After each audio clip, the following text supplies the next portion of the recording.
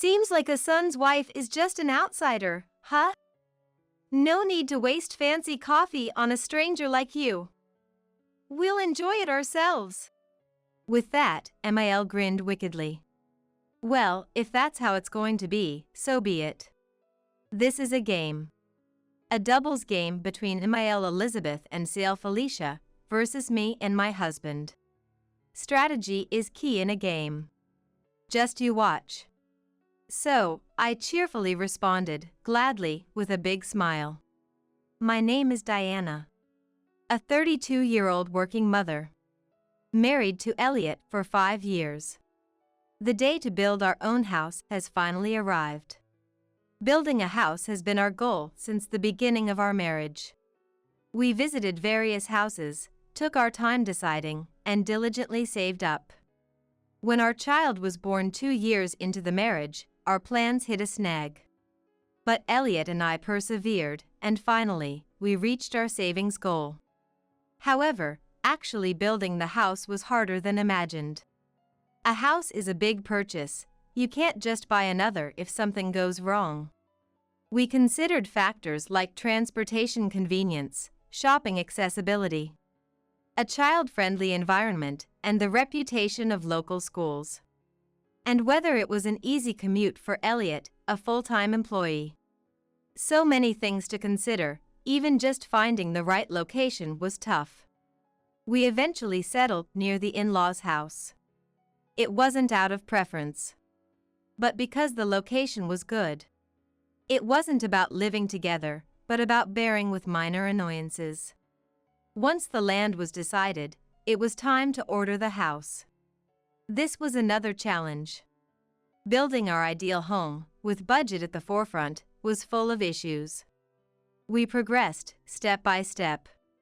But complicating matters further were Elizabeth and Felicia. For some reason, they kept interfering. When we mentioned building a house, both suddenly became interested.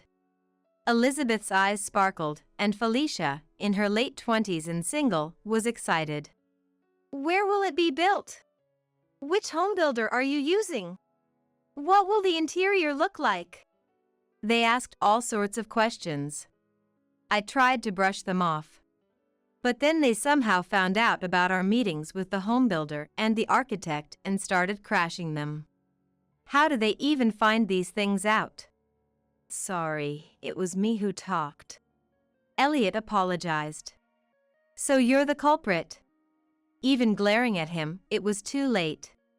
If the kitchen storage is too little, Elizabeth would say, having a wooden deck is essential. Felicia would add, somebody, please sew these two's mouths shut. If you're doing barbecues in the garden, a big sink would be useful. A walk-in closet should be bigger, too. The windows should definitely be double-glazed for soundproofing. We'll need a bedroom for Mom and Dad, right? Shouldn't there be a room for Felicia to stay in too? One after another. Wait, hold on. Why do we need a bedroom for the parents-in-law? And what's this about a room for Felicia? Ignoring Elliot and me, Elizabeth and Felicia, with almost a smirk, keep butting in, making the architect give a wry smile. After they left, I had to confirm with Elliot. I hoped not, but I had this bad feeling. Hey, we're not planning to live together, right? From their manner of speaking, I couldn't shake the feeling they were plotting just that. I hesitantly asked Elliot, who shook his head in a hurry. No way! Dad wouldn't think of leaving the house he's used to. And Felicia's old enough, even if our parents' house was gone, there's no way she'd move in with us. That's what I thought. Elliot denied it, but my anxiety didn't disappear. Somehow ignoring Elizabeth and Felicia's interference, we decided on the design and started construction. And a year later, our dream house was finally completed. It was tough, long, and oh so annoying. Lying on the living room sofa after moving in, I closed my eyes and recalled all the hardships. It was educational and fun looking at various properties. Hey Mom, is it okay to put my cup here? Why not? Let's use this corner of the cupboard for mine and Felicia's things. There were times, pointed out by the architect, when I felt disheartened by the difference between the ideal and the reality. The best room on the second floor has to be sunny, right? I'll take the biggest one? Yeah, I'm getting old, a small room would be tiring. Let's go with that. I really wanted to plant a viburnum in the garden. But who knew I'd have to research the type of soil, too. Okay, then I'll call the moving company. Thanks. You're reliable, Felicia. And then there's, wait, what's with these people swarming my house? Elizabeth and Felicia. Why are you meddling with things inside the house? We're just moving things to make it more livable. Felicia replied nonchalantly to my question. My clothes, still in boxes, were pushed to a corner, and somehow Felicia's clothes were making their way into the closet. Elizabeth too. This new house is nice. It's exciting, said, making herself coffee and starting to eat cookies. No, crumbs on the floor. Hey, both of you, stop doing whatever you please. This is our house, you know. I shouted, panicked, as the two behaved as if they were the ones who would be living here. But at that moment, the atmosphere changed. What are you talking about? Felicia said. Huh? As I tilted my head in confusion, Felicia pointed and continued. This house was built by my brother Elliot. Elizabeth nodded in agreement. That's right. It's my son Elliot's house. What's wrong with parents or siblings living here? There's plenty wrong with it. The worry I had since before the house was built seemed to be turning into reality. Could it be these two? Then that settles it. Felicia and I will take the big room on the second floor. The room next to it will be Elliot's, no problem, right? There's a big problem. The big room is for me and my husband, and the next room is for our son. What are you talking about? Elliot and the grandson can just share. What Elizabeth said made no sense. No, it's too small for Elliot, me, and our son. Elliot and the grandson can manage. I'm here too, you know. What are you talking about? That's when Elizabeth looked at me with a sinister smile. Listen here. This house was built by Elliot, who's related by blood. That means it's the right of his blood relatives to live here. You're just an outsider, a stranger. You should just sleep on that sofa over there, she said, pointing to the sofa. You're kidding, right? Elizabeth and Felicia seem serious about living in this house. My precious home is about to be occupied by this alien mother-daughter duo. Worried, I consulted Elliot that night. Luckily, they hadn't stayed over yet, but since they were talking about movers, they might seriously start living here soon. Hey, are you really going to give them the biggest room? No way. Of course not. When I told Elliot about today, he frowned. But they're talking about turning our room into Elizabeth and Felicia's room? That's a bit much. Elliot, looking troubled, tilted his head and talked with Elizabeth and Felicia the next day. And I thought they understood. What, Elizabeth? What are you doing? We're moving in. They didn't get it at all. During the day, when our son was at daycare and Elliot was at work, Elizabeth arrived with movers and started bringing in boxes. Moving in! Really, such an inflexible daughter-in-law. Why should we have to settle for a small room? That's practically ungrateful. After all, a son's wife is just a stranger. Didn't Elliot tell you anything? He did. No to the big room. What a narrowed-down version of the story. Living in this house at all is the problem. I was stunned as they moved everything in. The space intended for our son's room was now occupied by heaps of cardboard boxes, and then Felicia arrived. Oh no, it's a small room. Felicia! What on earth? Hi, Diana, let's get along from now on. Since it's the joyous first day of moving in, let's have a luxurious dinner, okay? No. Ignoring me, Elizabeth and Felicia disappeared into their room and closed the door. Oh, great. Due to Elizabeth and Felicia's surprise invasion, our new home was now occupied by the enemy. Suddenly, I was living with the occupying force.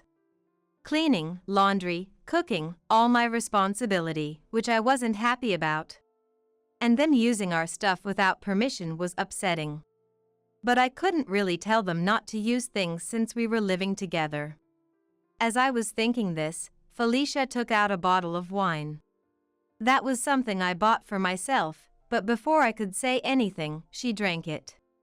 Out of the corner of my eye, I saw Elizabeth generously using my expensive lotion. That's expensive stuff. I ordered various things for the luxurious dinner, and of course, I had to pay. Elizabeth and Felicia ate all the delivered dinner. I didn't get a single bite. Elizabeth and Felicia always took showers before me, my husband, and our son. And they always left the hot water running. They never contributed to the utility bills. And they watched TV late into the night at high volume. The house was a mess, dirty everywhere. I'm always positive. Gradually, the absurdity became amusing. I decided to enjoy it. This was a hospitality game with Elizabeth and Felicia. Getting angry is bad for the skin, after all. So, let the hospitality game begin. One holiday. During a day off when Elliot and our son were home, Felicia woke up scratching her head and sat at the dining table. And she asked me, I'm so sleepy. Didn't get enough sleep. Is there coffee? Still sleepy after sleeping till noon. Then Elizabeth woke up. And similarly, Diana, make some coffee, she said, so I stood up. This is a game, a game. I win if I impress them. With that thought, I opened the cabinet with the coffee. Let's see, there should be the instant coffee I bought yesterday. It was a bit more expensive than usual. I showed it with a smug face, but they both looked disappointed. Don't they like it? Then Felicia stood up and started searching the cabinet. And found it, she said, taking out coffee beans. Those are from a gift Elliot got from his boss. It's not just any coffee, it's premium. We don't drink coffee from beans at home, so it was kind of wasted on us. Misunderstanding my expression, Felicia smirked. What, hiding such good beans, Diana? You're so mean. Eh? Elizabeth nodded at Felicia's words. Really? You don't want us, who are not blood-related, to drink delicious coffee? You're definitely an outsider. Such an outsider doesn't deserve this luxury coffee. What? We'll drink this gifted premium coffee. An outsider like you is fine with instant coffee, lol. And Elizabeth laughed. This is not making any sense. But there's no interpreter. For me, it's actually a relief that they're using up the bean coffee. Seeing Elliot nodding in agreement. Sure, I'd be glad to, I said with a smile. She probably didn't expect that kind of response. What? Elizabeth looked surprised. Ignoring that, I took the coffee beans from Felicia. All right, I'll make some delicious coffee now. Okay then. Felicia seemed puzzled by my smile. There I was, rolling up my sleeves, ready to go. let the game begin, making delicious coffee. But when I opened the bag and saw the beans, I was a bit stumped. I called Elliot, who was looking worried, for a consultation. He came over as I gestured. What's up? Hey! How do you use coffee beans?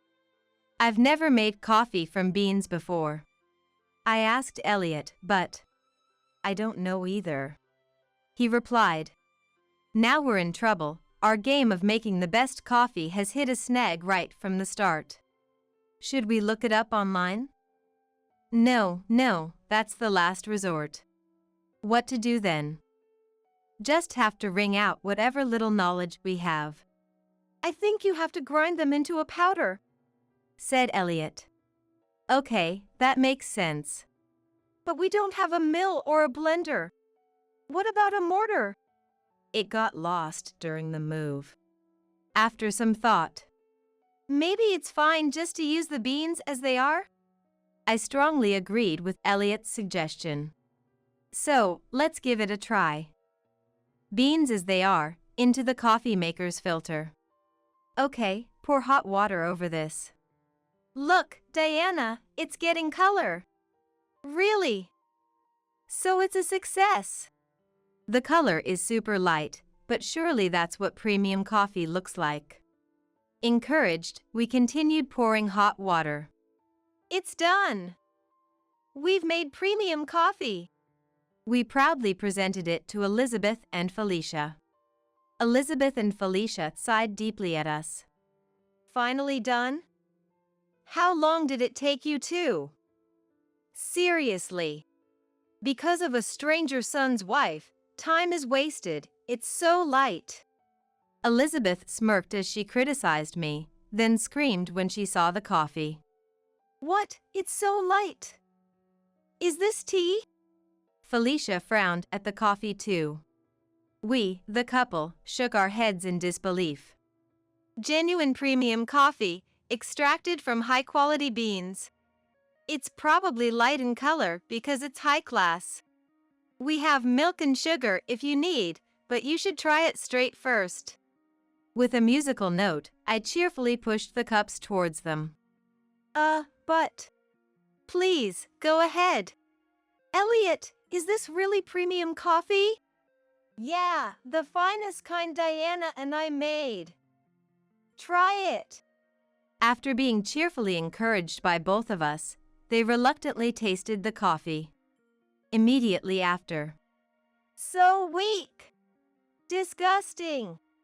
Elizabeth and Felicia both exclaimed. What is this? This is not coffee. What is this? It's definitely weird.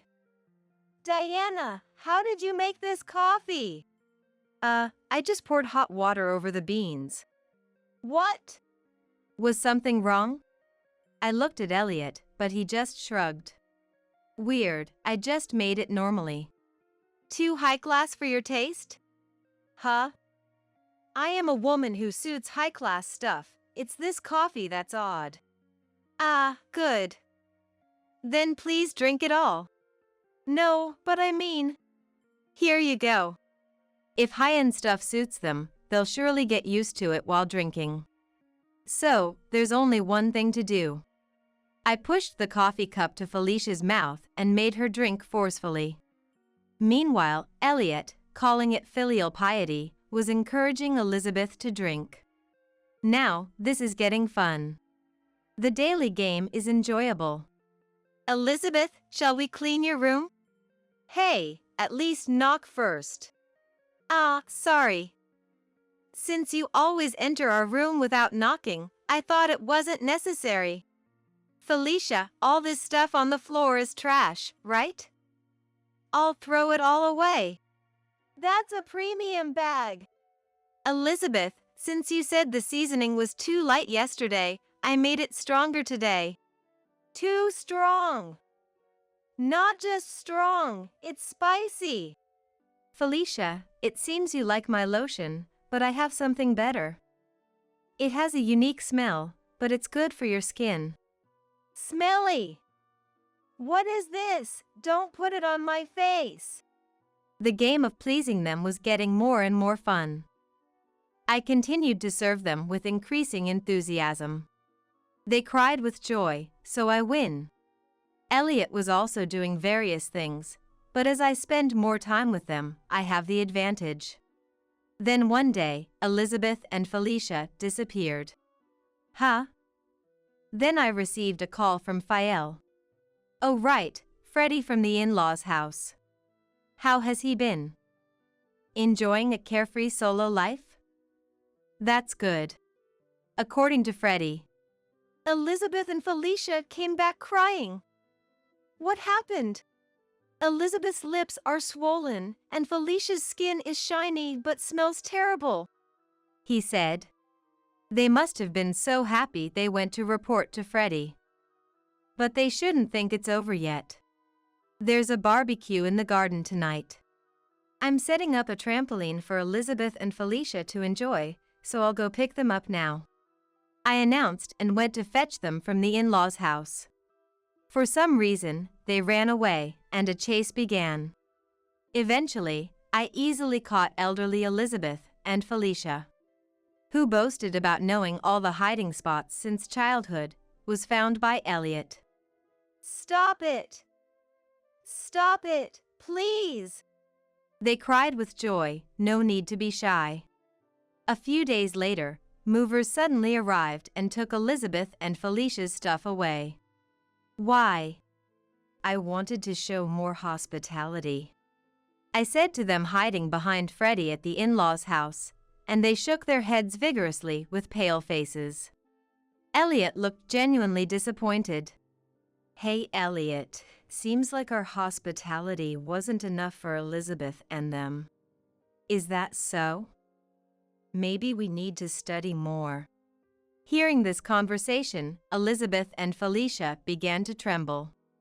After that, Elizabeth and Felicia stopped coming to our house.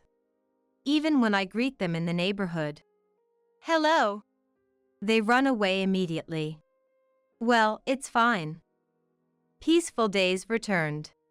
We remodeled their room into our son's room, and were even talking about having another child. Feeling a bit unfulfilled now the game is over, unnoticed Freddie stood beside me. The real ditzy ones never realize they're ditzy, do they? And muttered. My name is Kate. I'm a 48-year-old homemaker. In this day and age, some might think being a homemaker is enviable. But I'm not the kind of homemaker who lives in luxury on my husband's earnings. Ben, should I help you wipe down? I'm sorry. Ben, who's in his mid-60s, had a stroke a decade ago when he was still full of energy. Since then, he's been bedridden. All this time, I've been caring for him. We used to worry about not being able to have children when we were younger. But now I see it as a blessing that allows me to devote myself to caregiving. Life is strange, isn't it? Ben's body doesn't move as he wishes, but his mind is clear. Maybe that's why. He always seems to feel sorry towards me. But I wish he wouldn't. I don't find this life too burdensome. Sure, caregiving support services have increased compared to the past, and it's not like I can't take a break at all. But I started caregiving in my 30s, and now I'm in my 40s. I can't deny that my physical strength isn't what it used to be. So, naturally, I wish for some support. From my husband. Could you give me a hand? And then, I'm busy right now. Tom, my husband said. I might understand if he were actually working. But how is lying on the sofa and fiddling with his mobile phone busy? If you're just looking at your phone, help out. It's your dad, after all. I'm supporting by working, aren't I? Let me rest at least on my days off. Saying that, my husband frowned irritably and stood up to leave the room. It's always the same. He doesn't lift a finger. Even if he can't help with caregiving, it would be nice if he at least took care of himself. My husband, hand on the door, turned back and said, Oh yeah, I have a business trip for the next 3 days. Get everything ready. Again? Can't you at least? I'm busy. You should do that much as a wife. Shouting, my husband left the room. Does preparing himself challenge his pride? We're supposed to support each other as a married couple. How did it come to this? No choice. I'll get some help after the helper comes. I sighed and kept staring at the door through which my husband had left. Is that boy off on a business trip again? The night my husband left for his trip, as I was drinking coffee, Linda showed up. Linda, who can't get by without her cane due to mobility issues, is otherwise sharp. While Ben was sleeping, I took a break and helped Linda sit down by taking her hand and guiding her to a chair. After taking a sip of the freshly brewed coffee and exhaling, Linda said with a hint of sadness, He's always away on business trips several times a month. I wonder if that's really the case. Well, who knows? Linda and I are probably thinking the same thing. Harboring the same suspicions. Infidelity. That word flickers through my mind. But I deliberately don't voice it. What difference does it make if I find out about my husband's infidelity? He'll surely deny it, and gathering evidence would cost money and effort. But I don't have the luxury to deal with that right now. My affection for my husband is almost non-existent. And naturally, his affection towards me is the same. But having lost my own parents early, my in-laws are as precious to me as my own. I can't abandon them. After all, my husband does contribute financially to the household, so maybe it's better to leave his issues be. After a long life of caregiving, I've given up. It wasn't always like this. My husband used to be kind to me when we were distressed about not being able to have children. He used to be dutiful to his parents. But as soon as the caregiving for his parents began, he changed as if he were a different person. Acting on his own whims, almost as if he was single. He started leaving home frequently, claiming he was on business trips. He grew colder, not just towards his parents, but towards me as well. You're such an unattractive woman. Eating with you ruins my appetite. After being bluntly told that, we started eating separately. Now, my husband eats alone, while I feed Ben and share meals with Linda. I don't want to sleep in the same room.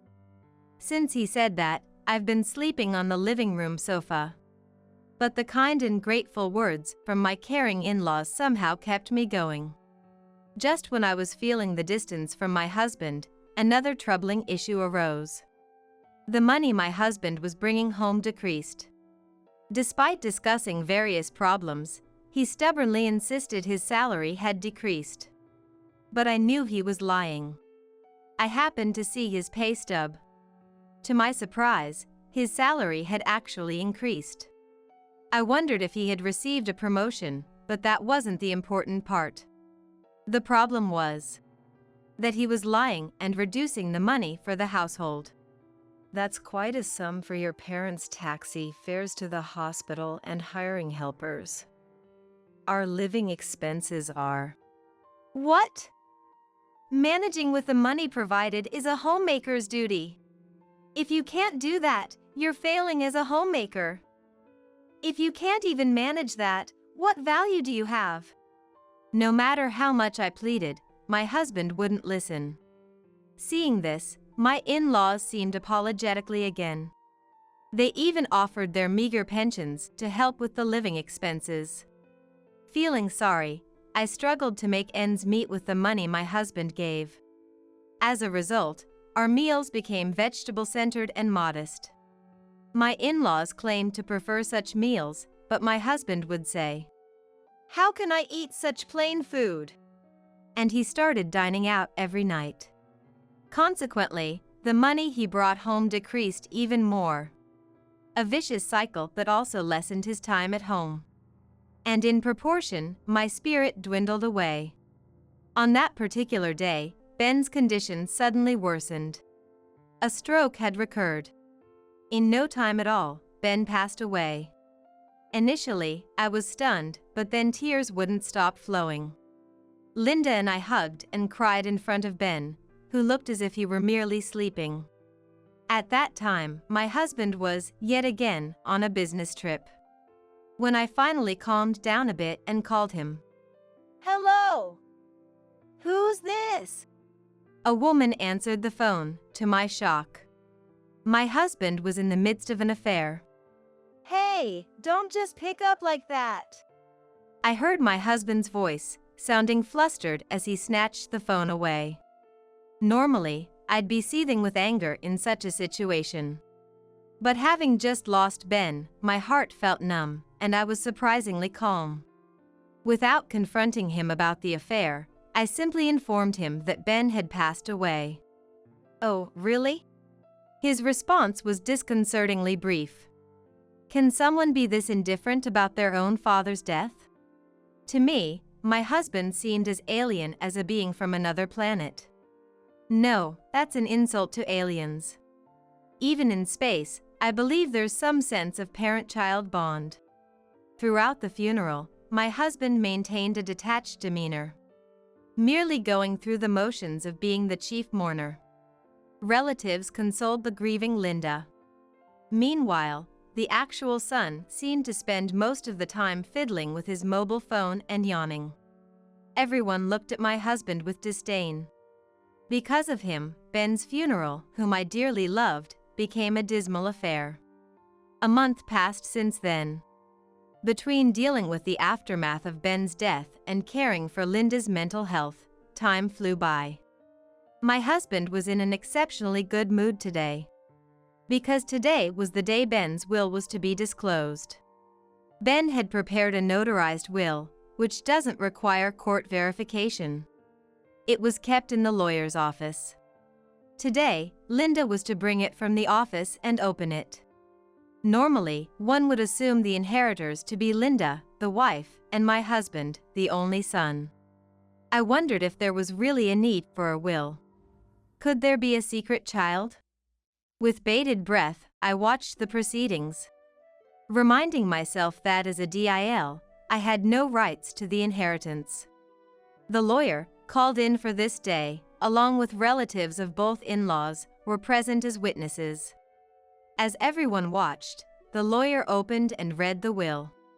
That was, Linda was to inherit the house and land, and half of all other assets. That was expected. But what followed was shocking. The remaining half wasn't left to my husband, the son. What? Kate and I are to inherit the remaining half equally? My husband stood up, shouting in disbelief. Indeed. The will unexpectedly left part of the inheritance to me. Stunned, I watched as my husband pointed at me and yelled furiously. Why does my wife have to take the inheritance? I'm the real son. Everything, apart from Mom's share, should obviously come to me.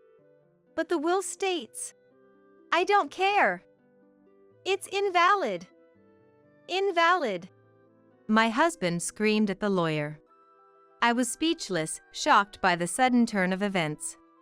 But what my husband said next left me completely astounded. I was the one who mostly took care of Dad. She didn't do much. What? What is this man saying? I already knew he was a liar, but this lie was too much. He took care of Ben mostly? Who could say such a thing? I couldn't stay silent anymore and was about to speak when. What are you talking about? Have some shame, you foolish son. The shout didn't come from me. Unexpectedly, it was Linda. A dramatic soundtrack seemed to play as Linda's face filled the screen. Or at least, that's how it felt. Then, a close-up of my husband's shocked face. Silence fell over the room. Linda, usually so quiet and never raising her voice, had taken us all by surprise. My husband, stunned by her uncharacteristic fierceness, was speechless. In the midst of this, Linda continued. Mostly took care of Ben, you say? Which mouth of yours is saying that? You do nothing but play with your phone or watch TV every day. You don't even eat at home. You barely contribute any money to the household. And to top it off, you lie about business trips to cheat. You really don't deserve a cent of the inheritance. What? Is that true? Reacting to Linda's words were Ben's brothers. Strong-looking men due to their construction business. Confronted by these imposing figures, my husband seemed even smaller. Eh? What do you mean? Mom, I might not have been home much, but the affair accusation is just baseless. Don't make random claims without any evidence. My husband was stuttering and sweating in panic. Without missing a beat, Linda produced a large envelope. Where did that come from? Did she have it hidden? I hadn't noticed it at all. Do you know what this is? It's filled with evidence of your affairs. I didn't think Kate, who worked so hard taking care of Ben, would have the means. So Ben and I hired a detective. Be prepared. With that, Linda scattered the contents of the envelope. After my husband's scream, the relatives reacted. What is this? Ugh, that's disgusting. Really, my eyes feel dirty now. The reaction from the relatives was one of disappointment. The contents were numerous embarrassing photos of my husband and his mistress. What are they even doing outdoors? I didn't know my husband had such hobbies. Never thought I'd discover such hidden sides of my husband after 20 years of marriage. Like the relatives, I was appalled. Shame on you. Doing such disgraceful things. Claiming you took care of Ben, saying Kate did nothing. Insisting the inheritance is all yours, how dare you say such things? You shameless, unfilial son. Apologize to Kate. It's not like that, this is wrong. It's not wrong, you foolish son. Linda, calm down, please.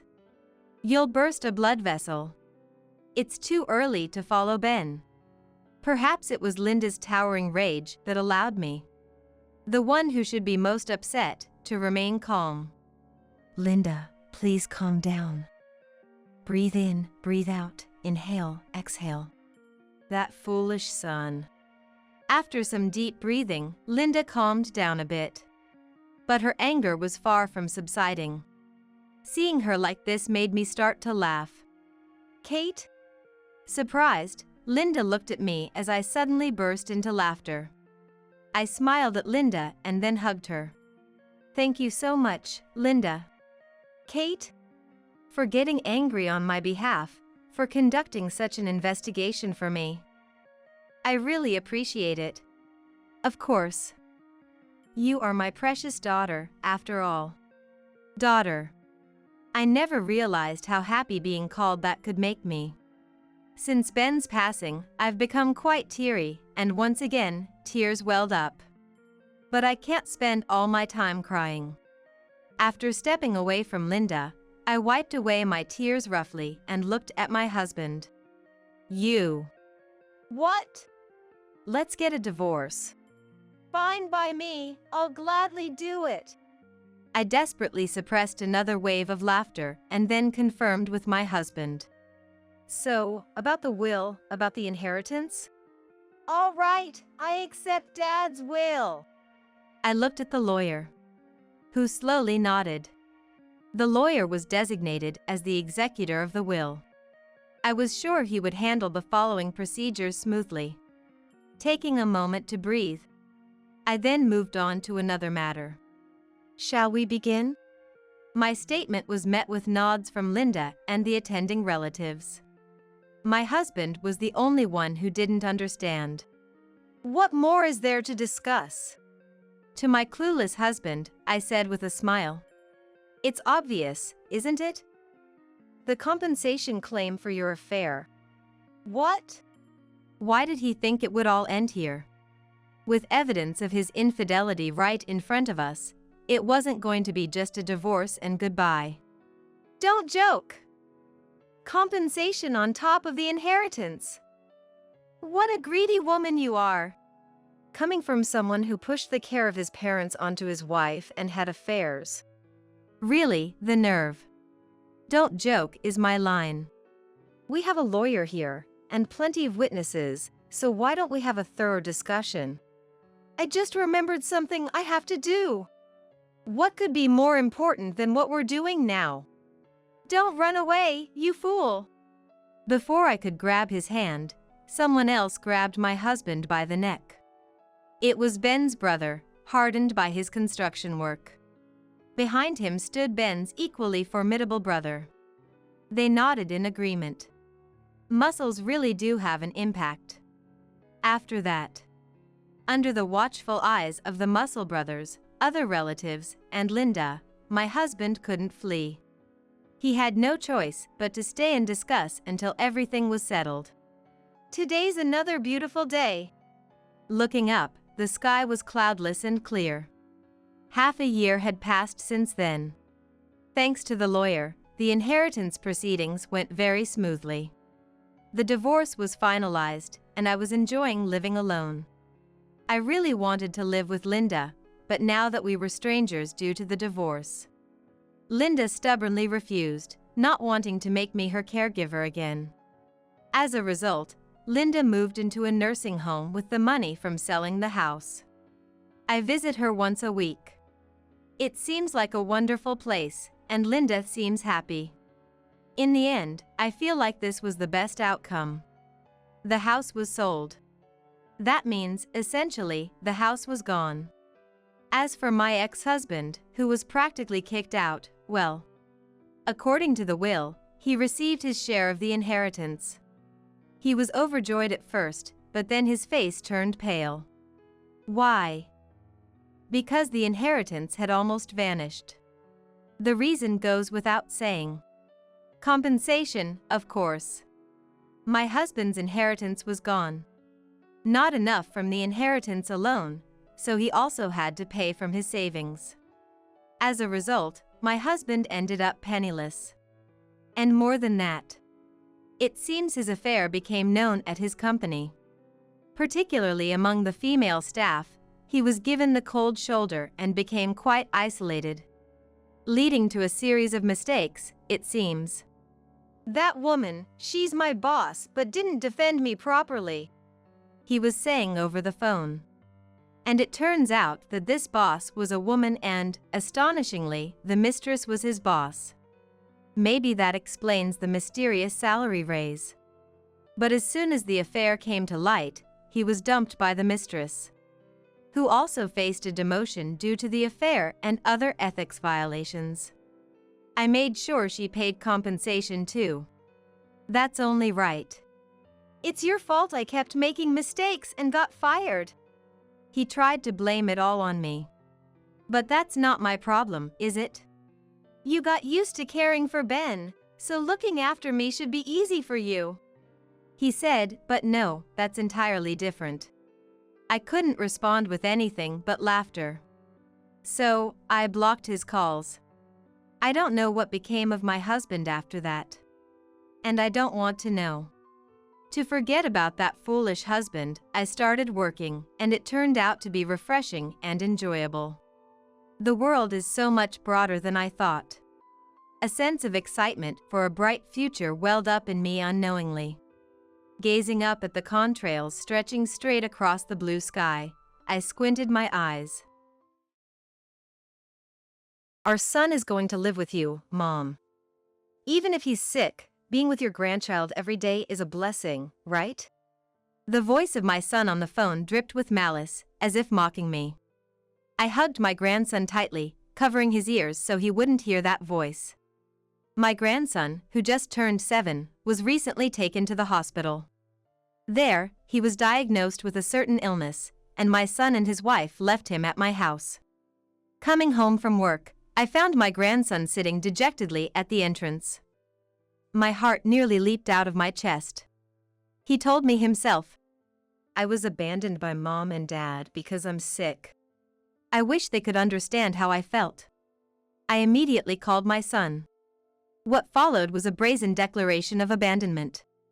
My daughter-in-law, likely beside my son, let out a vulgar laugh, saying, "We don't want to catch his illness. Let the short-lived elderly take care of him." She hurled insults worse than my son's and cut off the call with a harsh laugh. The phone, abruptly disconnected, never connected again. Looking at my trembling grandson in my arms, I made up my mind. I will raise him.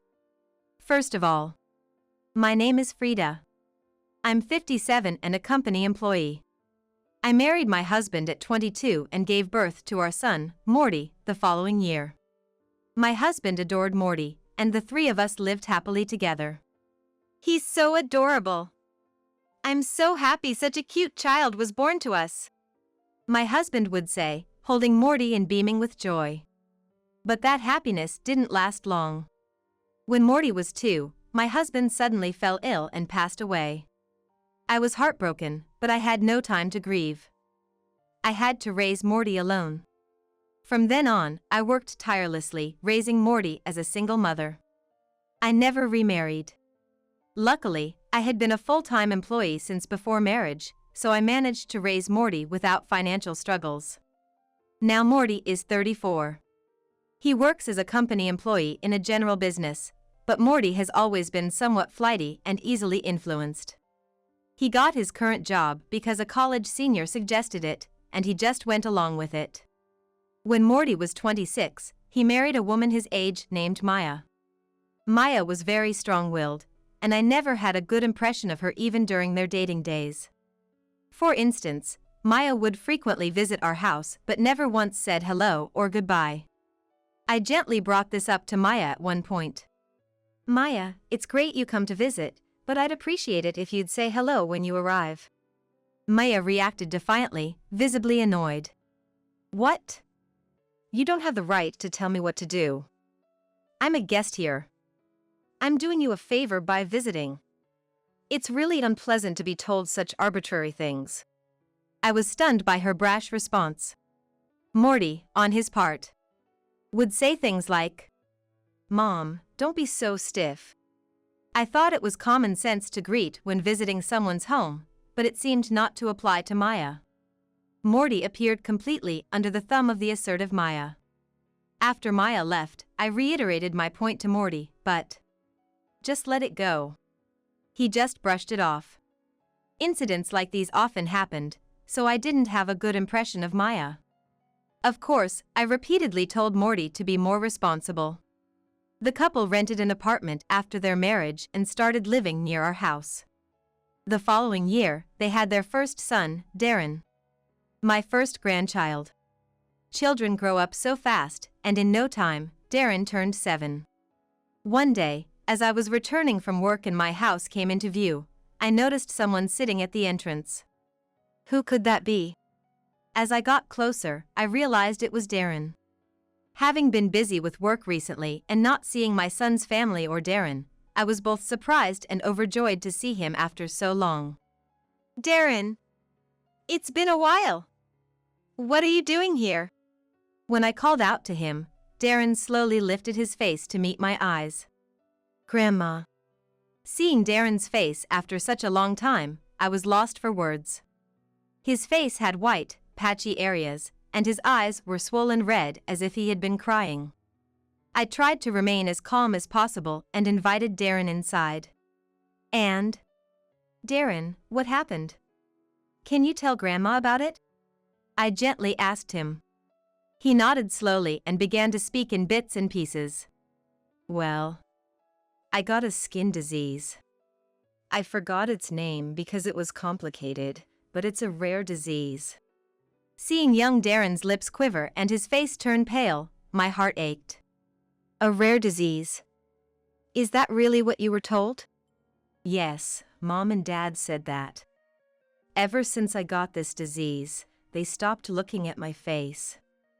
And today, they brought me here to Grandma's house and told me to wait for you, and then they went away." Shocked by Darren's story, I hurriedly called Morty. To prevent Darren from hearing the conversation, I asked him to stay in the living room and drink juice while I moved to another room. Morty! I heard from Darren. How could you leave him at our doorstep without telling me anything? Mom, you're back.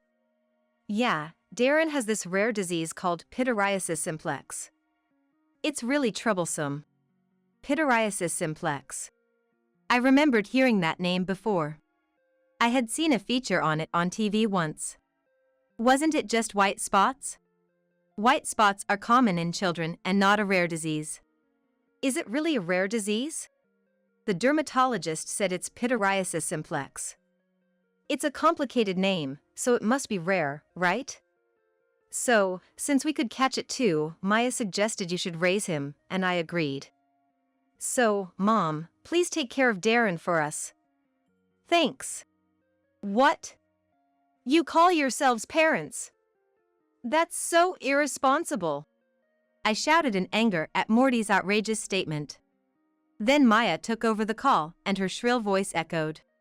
Morty and I are still young and have our lives ahead of us. It would be terrible to catch such a creepy skin disease. So let the short-lived elderly take care of him. Bye. With that unilateral shout, the call was disconnected. Stunned, I quickly took out a book from the bookshelf that listed various diseases and their treatments and looked up pityriasis simplex. Thank goodness. It's just white spots. He'll be fine. The research confirmed that pityriasis simplex was not a rare disease and, with proper treatment, could be cured in most cases. I felt relieved and simultaneously furious at my selfish son and daughter-in-law. I realized they had abandoned Darren at our house, assuming it was a rare disease from its complicated name. How selfish of them. I will definitely raise Darren well. I muttered with determination and returned to the living room. I smiled at Darren, who looked anxious. Darren, don't worry. Your illness is curable. Let's go to the hospital together tomorrow. Really? Darren, thinking it was incurable, lit up. Yes, it's not a rare disease, so don't worry. And Darren, from today, you'll live with Grandma. It's okay. I'll make sure you're happy. Let's live together happily. Darren looked a bit bewildered, but then nodded. Thank you, Grandma. And smiled. Time passed, and 9 years went by. I turned 66, and Darren became 16. During these 9 years, I couldn't make any contact with my son and his wife. Darren, in his teenage years, didn't talk much lately but grew up kind, occasionally cooking meals. Now retired, I support Darren with my pension and retirement funds. Then one day, my son and his wife, who disappeared 9 years ago, suddenly appeared at our home. What do you want now, after all this time? I coldly confronted them at the entrance. How dare they show their faces after not contacting us for 9 years? Hey, we saw you on TV the other day. Surprised us. Darren is amazing. Earning so much money at his age, huh? Apparently, they had seen a recent TV interview, Teenage Genius Inventor. Maya, standing next to Morty, also chimed in with a sneer. Getting a patent and all, that's really amazing. You must be so rich now, huh? Indeed, Darren was skilled at inventing, and he had recently obtained a patent. It was clear from their attitude that Morty and Maya believed Darren was making money from his patent and had come here today with that in mind. They hadn't expressed any concern for Darren, they only talked about him becoming rich. They're still the worst couple. Then Darren appeared behind me. He must have heard our conversation. Hey Darren. We've come to take you back. A son is a son, even if he suffers from an illness. Let's live together again with your dad and mom. Morty's exaggerated behavior was almost laughable. To this, Darren responded coldly. Huh? Who the heck are you? Darren, now a high school student, was old enough to understand the situation. He realized from the conversation that his parents were after money, and felt no attachment to them, having been abandoned. Morty and Maya seemed taken aback by Darren's indifferent attitude, but quickly regained composure and started talking fluently. Darren is sick, so his life will be tough. That's why Maya and I will support him, Morty declared. What? After you abandoned me, you have the nerve to act all fatherly now? Don't pretend to be a dad. Darren, having listened to them for a while, clicked his tongue in disgust and scoffed. I was also astonished that they still mistakenly thought Darren had a rare disease. Darren's face had completely healed. Morty, Maya, you've been mistaken all along. Darren doesn't have a rare disease. Pityriasis simplex is just white spots, common in children. Darren completely recovered in about a year. Stunned by my explanation, Morty suddenly changed his attitude and shouted, "We've been tricked! Screw you! Why didn't you tell us something so important?" Maya followed suit. "We were kidnapped by an old woman. You've taken our child for 9 years. Give back our child, Frida, you old kidnapper!" And cursed at me. Ignoring their rants, Darren quickly took out his mobile phone and called the police. The police are on their way. And just so you know, getting a patent doesn't mean you become rich instantly. You need companies to use the technology, and only then do you get patent fees. It's not some epic-making discovery, nor is it a widely used patent, so it's just a dream to be filthy rich. The money I've received so far has all gone to materials. So, I don't have any money. After Darren explained calmly, Morty and Maya turned red with anger, screaming, "What the hell? Then why did you call us here?" Seeing their reaction, Darren sighed. "I don't know. You came here on your own, so don't get angry at us. Just go home." Seeing Darren laugh, Morty shouted, "Don't you get smart with me!" His fist was clenched, ready to lash out at Darren, so I instinctively jumped forward to intervene. Just as Morty was about to swing at me, a loud male voice rang out. "Stop it!" A police officer was outside the window. He had seen Morty about to hit Darren through the curtain and acted quickly. While his shout startled Morty, another officer quietly entered from the entrance, stepping between us and Morty. Morty waved his open hand, feigning innocence. He then sneered at Darren. "You might be an inventor or whatever, but don't get cocky. Live with that old woman for the rest of your life." With that parting shot, he left. The police asked if we were okay, and we said yes. After explaining the situation, we were advised not to let my son and his wife into our home again, and I nodded in agreement. The police reassured us they would help if needed, leaving me relieved. After the police left, I asked Darren, "Are you okay?" Concerned about his mental state. I knew he must be hurt, even if he acted tough, after being treated that way by his biological parents. However, Darren admitted, "I'd be lying if I said I wasn't shocked. I knew my parents were the worst for abandoning me without understanding my illness.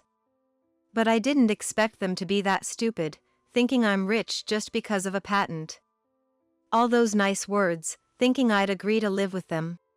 He sighed deeply, clearly displeased, and ruffled his hair. Then he looked down at me, smiling. "But Grandma, why did you try to protect me when I was about to get hit? I'm 16 now, and I'm bigger than you. I don't need protection." He asked me as if he was dumbfounded, which left me dumbfounded. "What are you talking about? No matter how old they get, you want to protect your kids. Their size doesn't matter." Darren groaned softly, then turned away. "I'd hate it more if you got hurt," he said gruffly, heading to his room. It seemed he was worried about me. I felt happy, realizing how kind Darren had grown. After that, I quickly contacted a certain person. A few days later, I went to the house where my son and his wife currently lived, accompanied by a certain person. When I rang the doorbell, Morty opened the door lazily and was shocked to see me and the person beside me. "Lean! Why?" The person next to me was Lean, Morty's friend. Morty's voice startled Maya, who also came from the back. "Lean!" Her face turning pale. Ignoring me, the couple was visibly shaken by Lean's arrival. "Long time no see, Morty, Maya." Lean greeted them, and Morty, looking agitated. "How did you find this place?" he asked. I answered his question. "When you came to our house the other day, you mentioned to Darren that you now live in a single-family home in this town." I didn't miss that. "But how did you find this specific house with just the town's name? We didn't give you any detailed address," Morty exclaimed in panic. "That's true, knowing just the town's name wouldn't be enough to find your address, so I hired a detective to focus on this town." "A detective?" "Yes, and it didn't take long for them to find you. Then, I contacted Lean and we decided to come see you together today." "Using a detective is cheating. That's no different from stalking." Lean glared at Morty. "I've got nothing to say to fraudsters. Anyway, Morty, Maya, return the money I lent you." Lean's stern voice filled the room, causing the couple to tremble. Lean, a friend of Morty's, had lent them money. I only found out about this after my son and his wife had disappeared for some time. Lean came to my house to consult about lending them money and not being able to contact them anymore. He came all the way to visit me, wondering if they might have returned to a parent's house due to financial struggles so bad that they had to run away to avoid paying him back, and asked me to let him know if I ever found out their whereabouts. You two told Lean that Darren had a rare disease and you were in a tight spot financially, and got $5,000 from him by playing on his sympathy. My words made my son and his wife look down, trembling. "It wasn't just Lean, you did the same thing with others, borrowing money here and there. Then, when repayment became difficult, you abandoned Darren at our house and disappeared without paying back anyone, exploiting people's kindness for your own gain. You're the lowest of the low." "No. But we really thought Darren had a rare disease." "Yes, we really did. That's why we borrowed the money." Frustrated with their excuses, I shouted. "What are you talking about? Even if you thought so, you never treated Darren's condition. You took him to a dermatologist once and then neglected him, not spending a dime on his treatment. So where's the money you borrowed from your friends? Do you have it with you if you didn't use it for treatment costs? Of course, you don't. You probably squandered it on yourselves. As parents and human beings, you're the absolute worst. Shame on you." "Ugh." They fell silent. "The real reason you left Darren at my house wasn't because you were afraid of his disease spreading, it was to evade the debts you owed. Months before abandoning Darren, you frequently went on trips and started wearing only branded items, didn't you?" "No, but it's true that we didn't want to be around Darren because his disease was creepy." Even at this point, they still tried to justify. And with despicable excuses, too. Sighing deeply. "Darren is fortunate not to have grown up with parents like you. He might have ended up with a twisted personality because of you. I'm so glad he has grown into a kind and admirable young man," I said. My son and his wife made sullen faces, not seeming convinced. Lean said sternly to the two, "I have a good idea who else you've defrauded, so I'm planning to contact them and start a class action lawsuit. You better be prepared." "A lawsuit? Wait a minute. Isn't that a bit too drastic?" "Too drastic? Not at all. Unless you can repay right now all the money you borrowed from me and others, which I guess you've already spent, right?" Lean pressed. My son and his wife were speechless. "I never imagined being betrayed by a longtime friend like you, Morty. I became distrustful of people for a while after you two disappeared. I will never forgive you," Lean said, glaring at them with hatred. I told my son and his wife, "Don't worry about Darren. He's a high school student now, capable of making his own decisions. Please don't contact him anymore." I was firm in cutting ties with them. Months later, despite being threatened, Morty and his wife still hadn't repaid the money. They were sued in a class action by the people they owed. Though each person was owed less than $10,000, the total was overwhelming for them. They ended up selling the house they had bought just a few years prior. But because they had a mortgage, most of the proceeds went to paying that off, and the little that was left went towards the lawsuit settlement. Even though it was their most valuable asset, I couldn't believe they had to sell their house. It turned out they sold the house intending to move back into mine. I learned this sometime after the lawsuit, when I got a phone call from an enraged Morty. "Mom! What the hell? Our house is gone! What's going on?" "What do you mean?" "As the for sale sign says, I sold the house and land." "It's quite obvious, isn't it?" Indeed, I had decided to sell the house and land even before they faced the lawsuit. Real estate agents said that vacant houses are hard to sell, and that it was better to demolish and sell the land. Following their advice, I demolished the house and quickly sold the land due to its good location. The money went towards moving with Darren. Actually, Darren was attending a high school quite far away, and commuting from the old house was quite the journey. So we moved closer to his school for a shorter commute. When I explained this, Morty started shouting. "What? Where are you living now? We have nowhere to live since we sold our house. Tell me your address, we'll live with you." "There's no way I'll tell you. One reason I sold the house and land was to cut ties with you.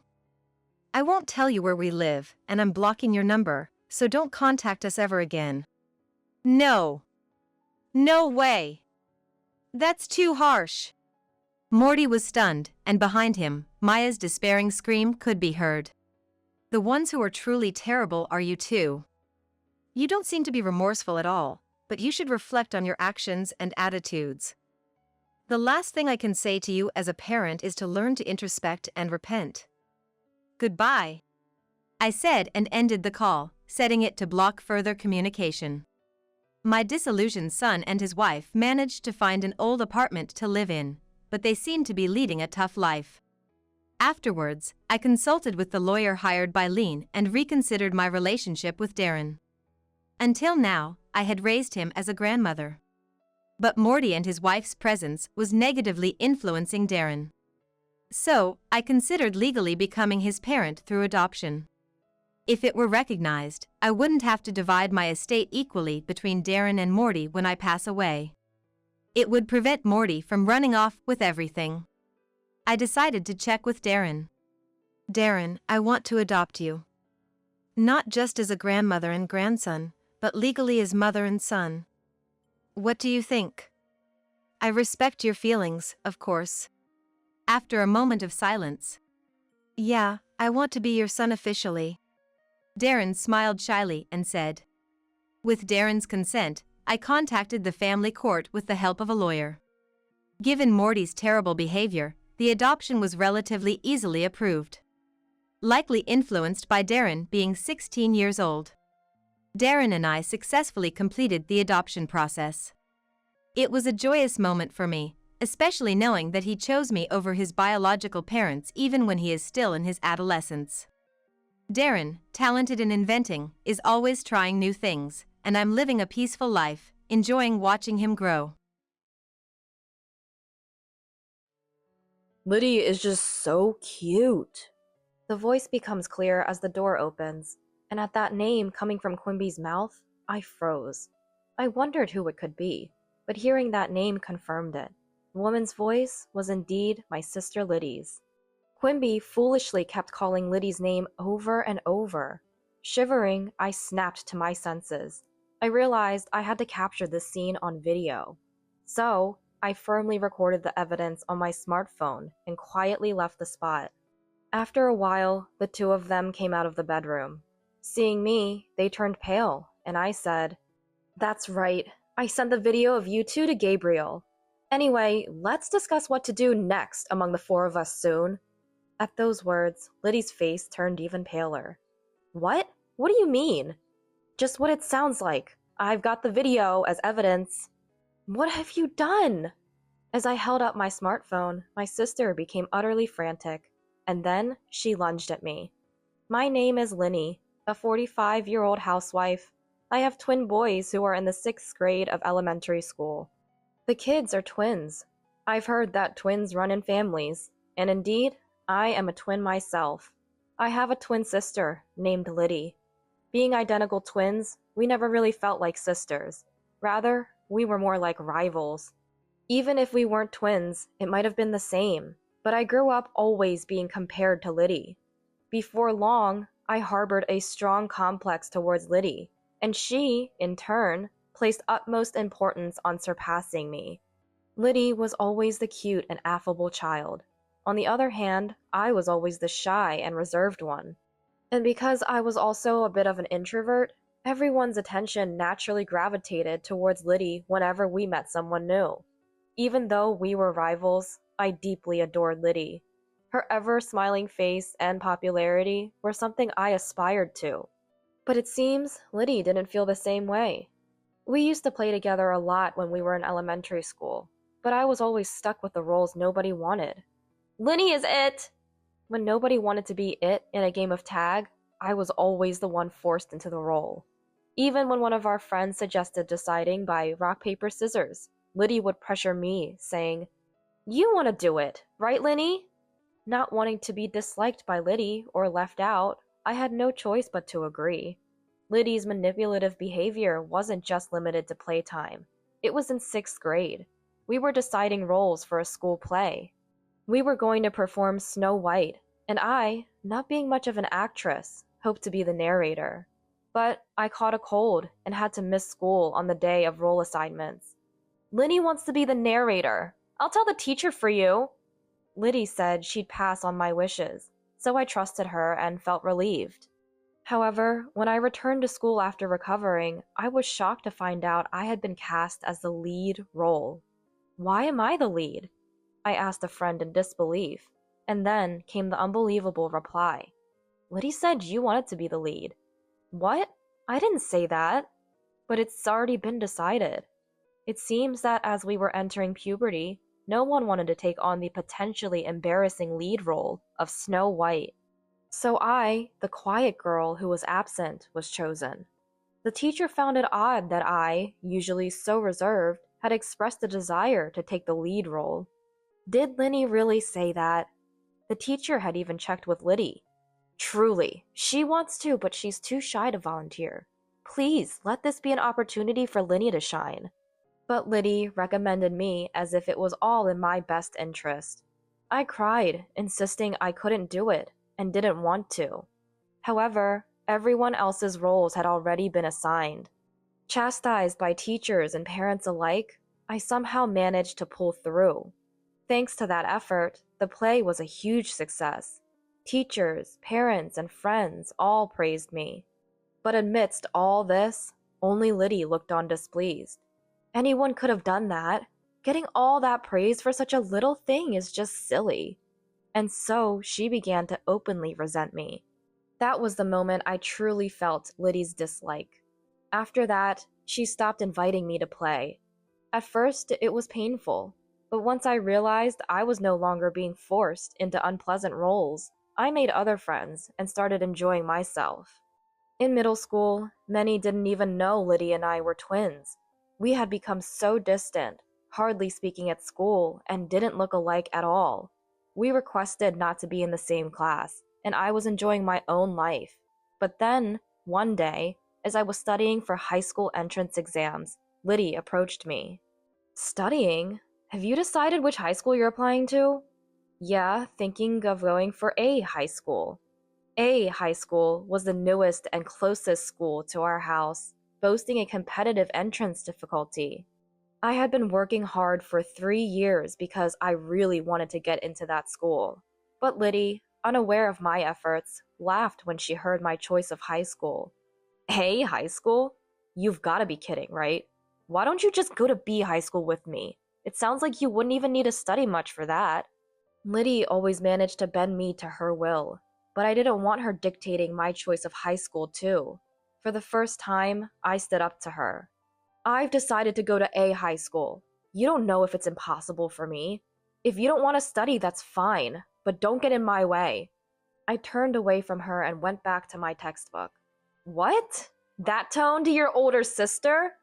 Angered by my response, Liddy grabbed my textbook and threw it on the floor. What are you doing? Even if you study, it's a waste, you know. You're destined to be my slave and go to B high school together. That day, we ended up in a physical fight.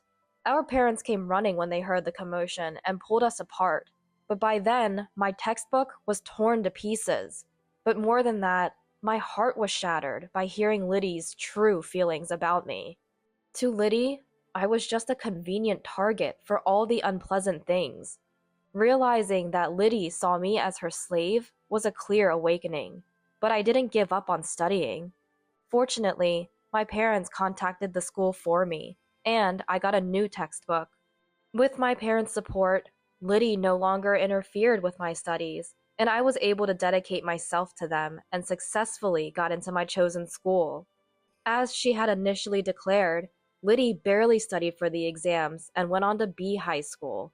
Thus, we went to different high schools, pursued our education at different universities, and eventually started our careers. As an adult, I began living on my own. And that's when I met a man. He was my husband, Quimby. Quimby and I were hired at the same time and felt a closeness because we were from the same area. When he asked me out, I felt like I was dreaming. I actually like you, Linny. I'd be happy if you'd go out with me. Hearing those words made me incredibly happy. I had feelings for Quimby too, but I had never had the courage to admit such feelings openly. I wasn't pretty like Liddy, and having had almost no experience with love during my school days, I could hardly believe he felt the same way about me. I'd be happy to. Thank you. Being in a relationship for the first time made me feel overjoyed. Since we started dating, I've been doing my best to make him happy, cooking meals and preparing lunchboxes for him. Quimby started visiting my apartment more often, and we began a life almost like we were living together. Linny, I'll cook dinner tonight. But it wasn't just me doing things for him. Quimby was also very cooperative with household chores. Doing chores together was fun, and I began to think we could make a good married couple. 3 years into our relationship, we decided to get married. I was overjoyed and very happy about it, but there was one thing that worried me. You're a twin, right? I'd like to meet your sister. Quimby brought it up. During the 3 years we were dating, I had told him that I have a twin sister, but I had never introduced him to Liddy. I hadn't even told her about having a boyfriend. Since that big fight in middle school, there had been a deep rift between us. Yeah, that's right. But if we were getting married, it was inevitable that Liddy and Quimby would meet. The thought of how Liddy might scorn us made me anxious, but I knew I had to introduce them at some point. What? Married? Since when? And when I finally called Liddy, after a long time, she seemed surprised by my news and raised her voice. I had told my parents, but it seems Liddy hadn't heard about it yet. She sounded like this was news to her. Yeah, and I want to introduce Liddy to the man I'm going to marry. I'm busy, you know. Well, if you insist, I guess I could meet him. Liddy was as condescending as ever, so I asked her to make some time for us. Liddy hadn't changed since we were kids. I figured I had to be the adult and humble myself. We went back home to meet Liddy on her day off. Quimby suggested we all have a meal together with our parents, so we arranged to meet at a restaurant. And then, on the day we went to the restaurant, but even when the time came, Liddy didn't show up. Liddy's late. I thought she said she'd be on time. Sorry, Quimby. Don't worry about it. She'll show up eventually. Let's just wait a bit longer. Both my parents and I felt bad for keeping Quimby waiting. 15 minutes past the scheduled time, Liddy showed up in a flashy dress. Sorry, did you wait? We did. What's with the outfit? Well, it's kind of like a meet and greet, right? Thought I should dress up. I couldn't help but be exasperated by her. Not just me, but our parents just gave a wry smile. If she knew it was a meet and greet, I wish she hadn't been late without even messaging. Especially not for the sake of getting dressed up. Seemed immature for an adult. But wanting to keep the peace, I swallowed my words. We introduced Liddy and Quimby to each other. Wow, Linny, you've snagged a good-looking one. Working at the same place means he must be earning well. Liddy made several rude remarks to Quimby on their first meeting. What do you do in your free time? With Linny? No, before you started dating Linny. She grilled Quimby like it was a speed dating session. Despite our parents' attempts to stop her, Liddy kept going, saying, "It's fine, I want to know what kind of man Linny's husband will be." Quimby was gracious, saying, "Don't worry about it," and entertained Liddy throughout. By the end of the meal, I was exhausted and sighing. However, it didn't end there. Liddy's quite the character, huh? Opposite of Linny. I always say we're the least alike twins ever. When I responded with a forced smile, Quimby said, "Maybe you should take a leaf out of Liddy's book. She's always smiling, good at conversation, and cute. If I'd met her first." I was shocked at what he meant. I had told him about my discomfort with Liddy. To hear him say this, knowing that, was deeply shocking. "Why don't you marry Liddy then? She even said you were handsome." When I snapped back like that, he hurriedly apologized. Sorry, it was just a joke. I'm glad I met Linny, and I don't have any special feelings for Liddy." "Then you shouldn't say things that praise Liddy and put me down." "It was a joke." Quimby apologized like that. I was shocked, but I wasn't going to call off our engagement over something like this. I just hoped he understood. Right after that, he said, "But Liddy is a nice girl. It's not good to be jealous of your sister. Let's all get along as a family now. We're adults. Things are different than they were." I had my reservations, but I knew our parents wanted Linny and me to get along, but I wanted Quimby to be on my side.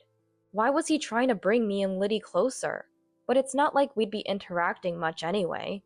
Arguing seemed too troublesome, so I just nodded along to Quimby's words. A few days later, I got a message from Liddy. "Isn't Quimby too good for you? Should I take him off your hands?" I was chilled by her message. "What are you talking about?" I replied instinctively, and she called immediately. "Just what I said. It's unbelievable someone as dull as Linny will get married before me." Liddy insulted me over the phone and laughed. "He's high-earning and well-educated. Why not hand him over to me? We're twins. We've always shared everything." "Don't say stupid things," I yelled back at Liddy. I couldn't stand Quimby being treated like an object, nor the notion that we had always shared everything. That's ridiculous.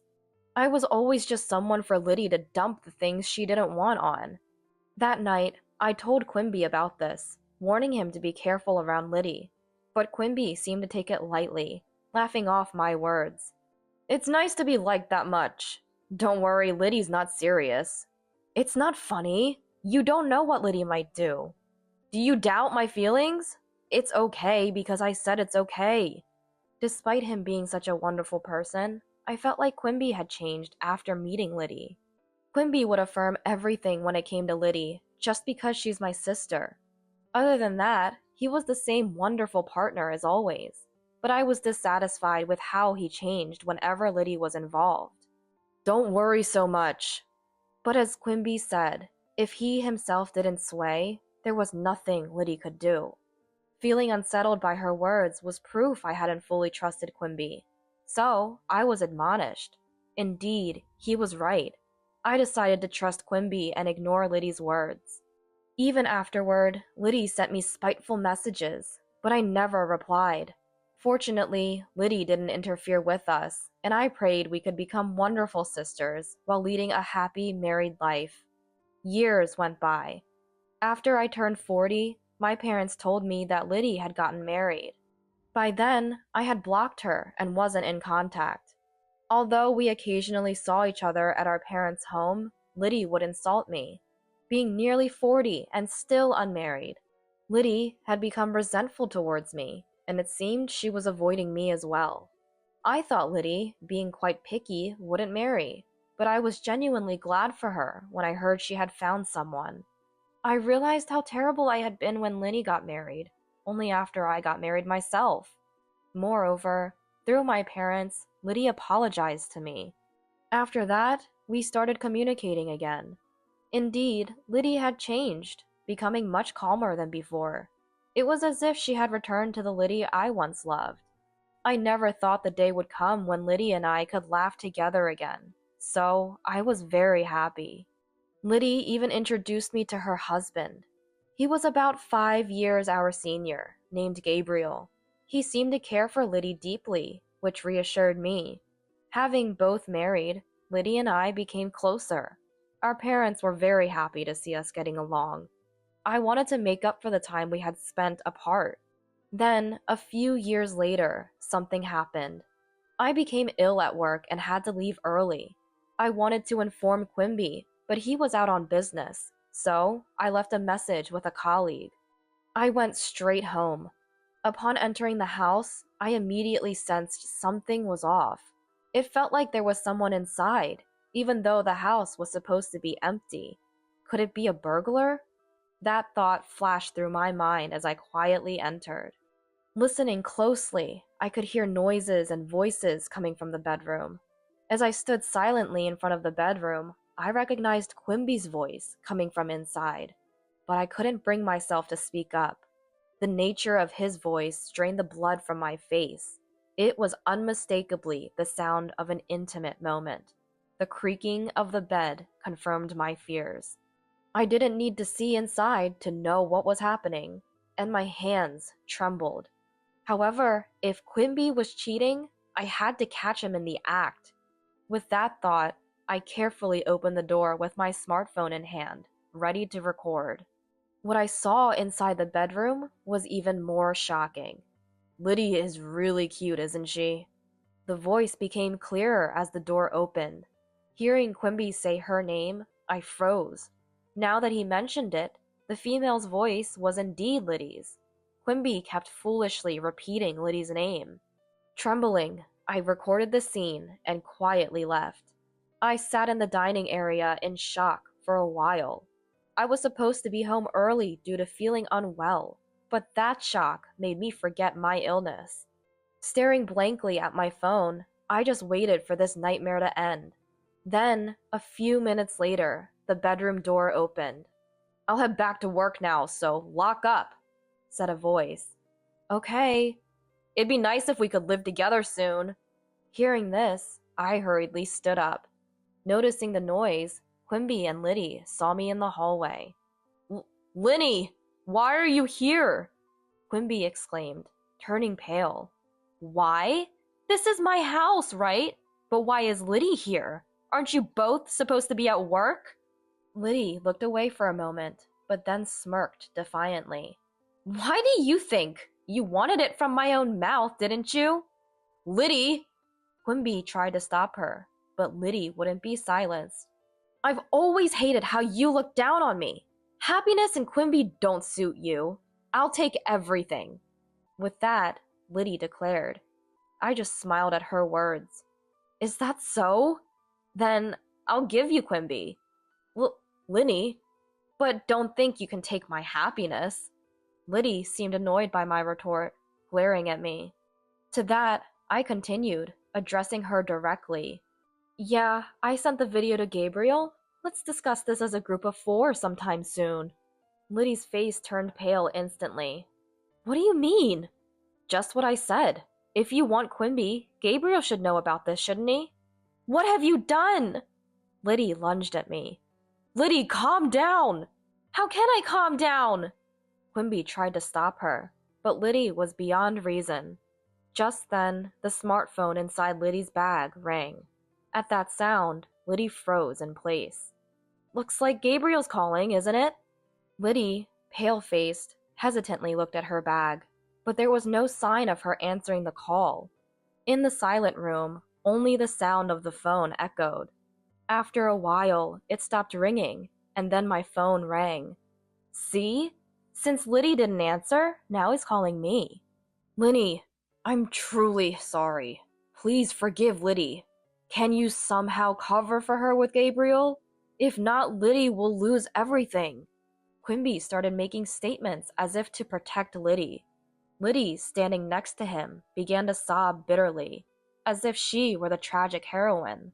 What Quimby said made sense. Actually, Gabriel is not only Liddy's husband, but also the president of the company where she works. If Gabriel learns about Liddy's infidelity, divorce talks might start, and she might not be able to continue working at his company, especially now, during work hours. There's no room for sympathy, though it seems harsh. She did this knowing full well she could lose everything? I can't possibly cover for her. I said that. That's too harsh. Quimby, as usual, tried to defend Liddy. His words infuriated me, and I glared at Quimby. Worried about her? Thinking Liddy is the only one who's going to lose her family and job is a huge mistake. At my shout, Quimby flinched, then started sweating profusely. It was as if he suddenly came to his senses, starting to break out in a cold sweat. He must have understood the meaning of my words.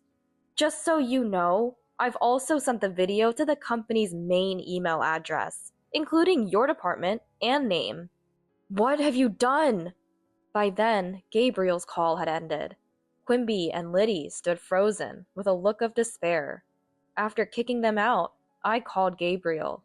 Sorry to disturb you at work. It's about the video, right? Yes. It involves Quimby, doesn't it? Yes. I replied to Gabriel's gentle voice. I'm sorry for asking this of you. He said that.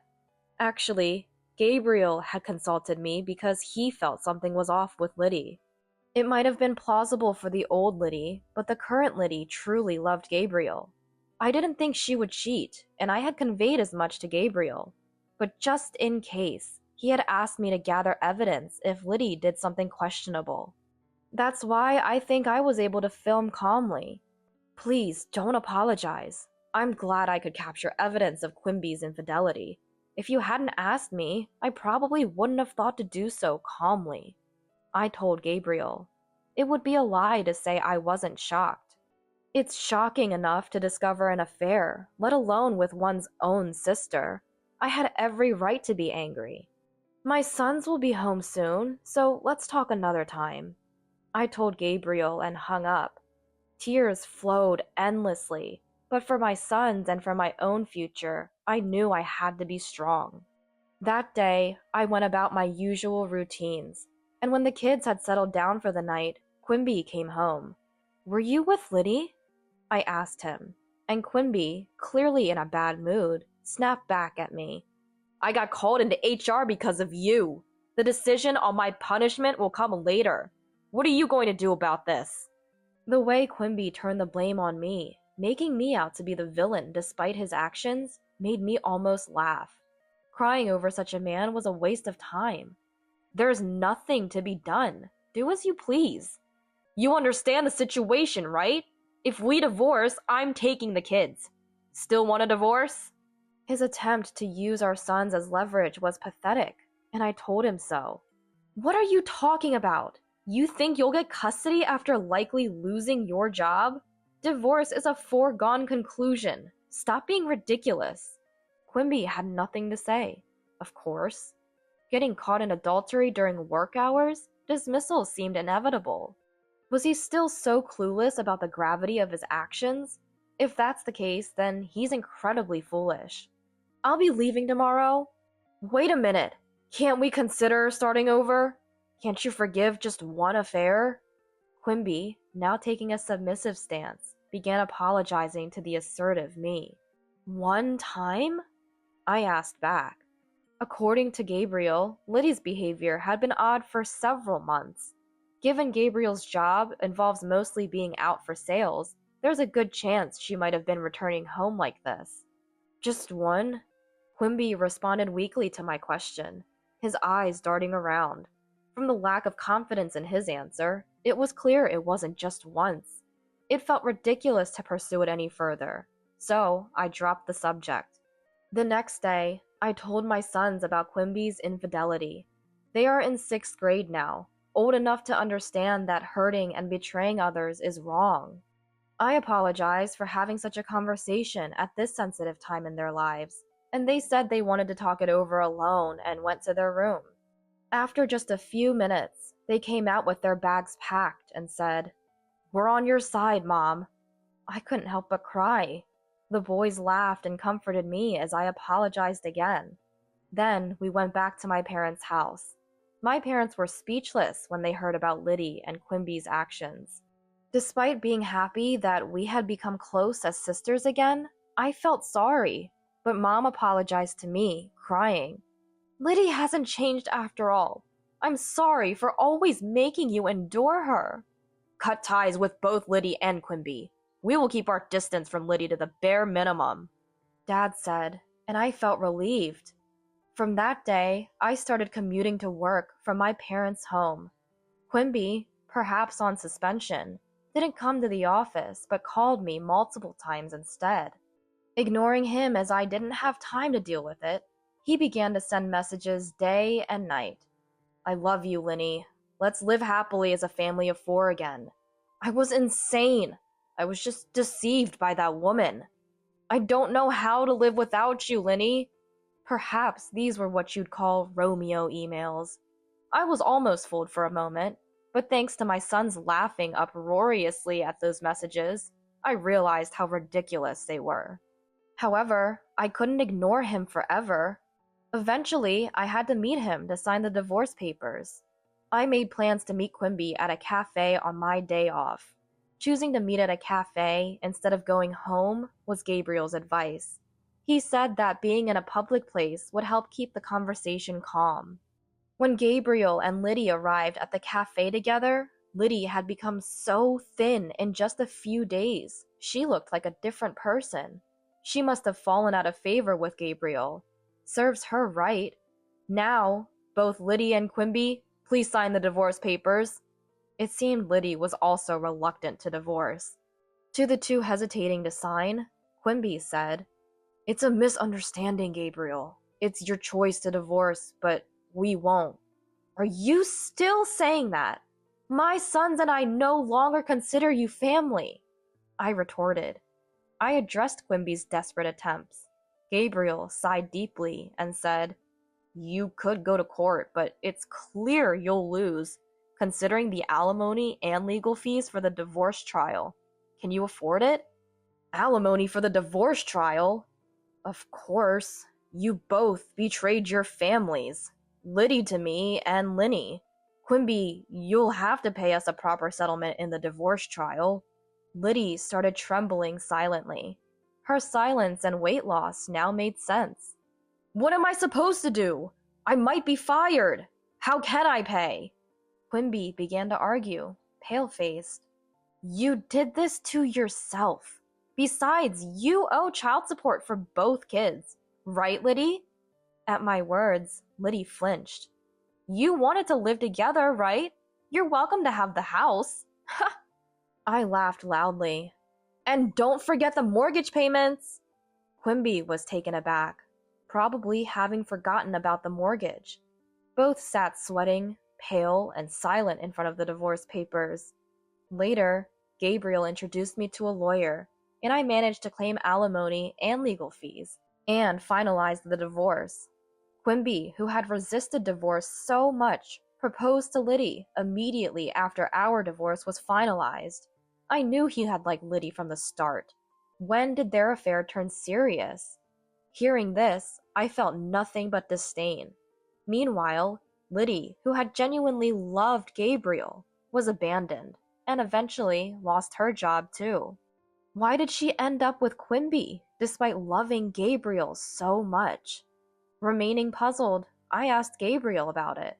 He hesitated before revealing. Actually, she started complaining about you a few months ago. Really? Complaining about how you, who are useless, got married and even have kids? It's extravagant, he explained. Could it really be because of that? I wondered. But considering Liddy's personality, it wasn't impossible. Yet, the thought that she went to such lengths just to set me up was horrifying. It was because I thought you might be in danger that I consulted Linny, but I never imagined it would lead to this with Quimby. I'm truly sorry, Gabriel said apologetically. It's okay, it's over now. And Quimby is to blame for taking up Liddy's invitation as well. That concluded our conversation. Gabriel and I agreed to keep in touch for updates on the divorce compensation and legal consultations. According to him, the two, burdened with a substantial amount of divorce compensation, ended up marrying and living together. Liddy was abandoned by her parents and had nowhere else to go. It seemed she reluctantly accepted Quimby's proposal because she had no family left. From what the lawyer told me, Liddy couldn't accept that she ended up divorcing Gabriel and marrying Quimby, whom she didn't love, because of me. The lawyer mentioned getting hurled with abusive language every time he called her. While I felt sorry for the lawyer, he continued to support me firmly, perhaps because of Gabriel's presence, and I couldn't be more grateful. For a while, we'll still have to make calls to demand the divorce compensation, and it seems I'll continue to rely on their support. 5 years passed. The divorce compensation and child support were being paid on time, and my emotional wounds had largely healed.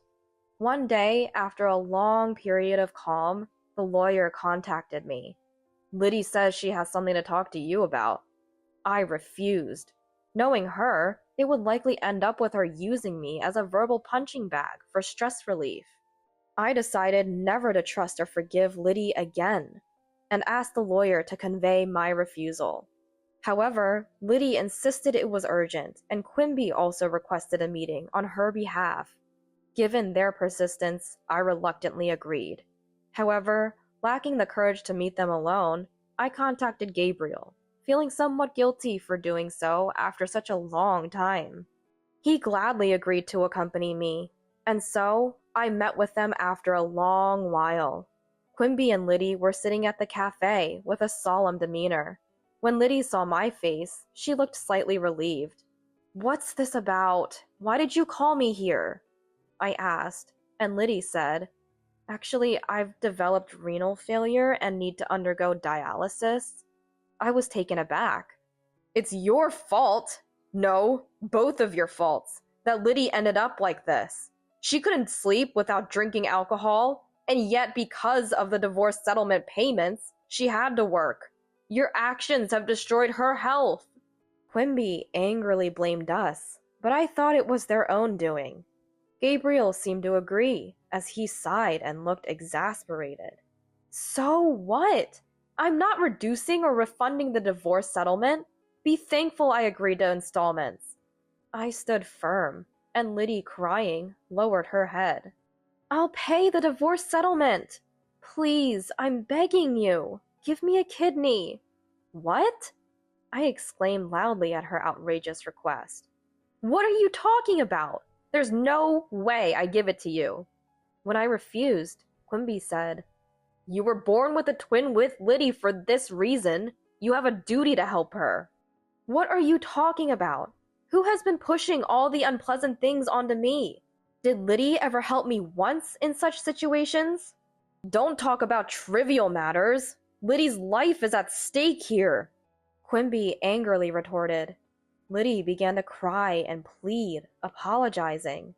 Quimby insulted me as heartless, pressuring me for the transplant as if threatening. At that moment, feeling as though I was being blamed, Gabriel spoke up. "If she needs dialysis, then undergo dialysis. Do you understand how tough dialysis is? And do you understand how difficult a transplant is? Why should she risk her life for Liddy?" Their words left them speechless. I felt relieved with Gabriel's support and caught my breath. "Moreover, Liddy, you've repeatedly called Linny useless. Isn't it too convenient to ask for help only when you're in trouble?" "But that's..." "Liddy, you've destroyed Linny's happy life. Linny has no obligation to save your life." Liddy broke down crying, and Quimby was at a loss for words. Both of them must have thought that I would surely give them a kidney. If I had been alone, I might have been persuaded. Once again, Gabriel saved me. "Take care then. Oh, and don't forget the transfer for this month's payment." With that, I got up and left. Whether I'm called heartless or a devil, I cannot forgive them both. I don't know what kind of life they will lead from now on, but I hope they never forget what they did and reflect on it. It seems Quimby and Liddy were both working part-time to make ends meet, but now that Liddy can no longer work properly, their financial situation is dire. But that's their karma. Everything is the result of their actions. Their atonement won't end until they've paid the compensation ordered in the divorce settlement. I continue to live happily with my parents and sons. My parents no longer even mention Liddy's name. However, it seems they are happy to see the twins getting along well. It's comforting to see a bond between my sons that Liddy and I never had. I continue to keep in touch with Gabriel frequently. He's a genuinely good person, always thoughtful and considerate. It appears he has developed feelings for me, but I'm not ready to reciprocate them at this time. I don't want to cause any more upset for my sons. But in a few years, when they come of age, I hope to have the chance to think about my own happiness again. Sorry to always be a bother. Thanks again for this time. Ava said this with a smile, seemingly without any guilt for making us pay. She just hitches a ride on her trips as usual, thinking of my husband James as nothing more than a walking wallet. I let out another sigh, lost count of how many it's been. By the way, Ava's parents are coming this time too. This sudden change of plans caught me off guard. Of course, Ava has no intention of paying for her parents either. James, too, won't say a word about paying in front of Ava, just pretending to be generous. I knew he'd come back to me later, demanding, "You pay half."